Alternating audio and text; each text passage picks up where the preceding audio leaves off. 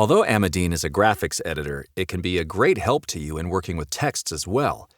The app can create several types of text. You can choose which of them to use by selecting the corresponding mode of the text tool. The most commonly used type of text is created with the text box tool. You can use it for a single line of text as well as for several paragraphs. To add text, we activate the text box tool in the toolbar. If there is an icon of a different text tool, just long press on it to bring up all of the options. Then we draw a rectangular frame which will serve as a container for the text. You should place your finger or Apple Pencil at the point where the upper left corner of the text box should be. Then drag to draw the text box. Once you lift the pencil or finger, the text box will be created, containing filler text.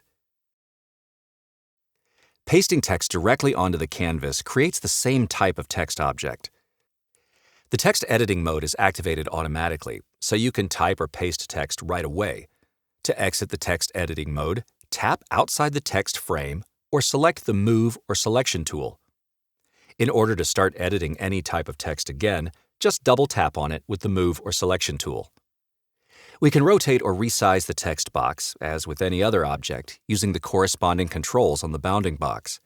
If the text box is not large enough to fit the entire text, a red square appears on its frame, indicating that a portion of the text is not visible.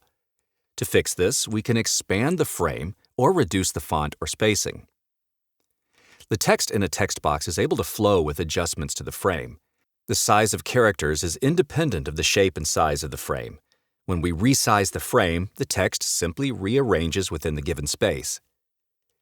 Now let's move to the next type of text. A single tap on the canvas with the text box tool creates a distortable text. It is best used for short texts. Unlike a text box in which we resize the frame of the distortable text, the letters stretch or squeeze inside the frame. The following two types of text are based on paths that you should prepare beforehand. You can place text inside a shape using the Text in Shape tool. Select this tool, then tap on the shape. The shape will be filled with the default text, which you can replace with your own text. Note that any original shape's attributes, such as fill, stroke, and effects, will disappear. The Appearance panel will refer to the properties of the text rather than the container. Similar to the text box, the text in a shape flows inside the shape when it is resized. The Text on Path tool lets us place text along any path, be it a line drawn with the Draw or Pen tools or the outline of a polygon. We select the Text on Path tool and tap on its path. Whether your path is open or closed, the text will begin at the starting point of the path.